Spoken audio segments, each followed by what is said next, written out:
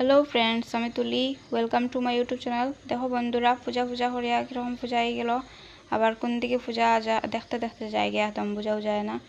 তো পূজা ঘোরাঘুরি শুরু হয়ে গেল। তো এটা সপ্তমীর দিনের পূজার মানে ভিডিও আর কয়েকটা ফটো সবার সঙ্গে শেয়ার করলাম। আর দেখো মহিষাসন গেছিলাম, কোনোদিন যাই না কিন্তু এবার গেছিলাম, তো মজা লাগলো গিয়া। আর এটা হইলো লাতু কালীবাড়ি, কোনোদিন গেছি না, মানুষের ভিডিও করে দেখছি কিন্তু শুনছি বহুত সুন্দর আর বহুত বড়। আর এবার তো গেলাম, গিয়া দেখে এলাম, তো ফার্স্ট টাইম গেছি তো মজাও লাগছে গিয়া। আর মন্দিরটা বহুত সুন্দর।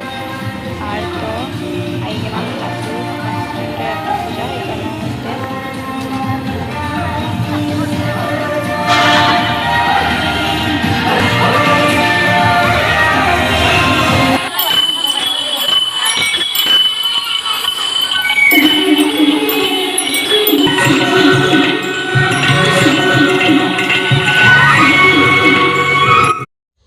তো এই বছর ফার্স্ট টাইম এদিকে গেছি, কোনোদিন গেছি না, তো ভাবলাম ভিডিও করি।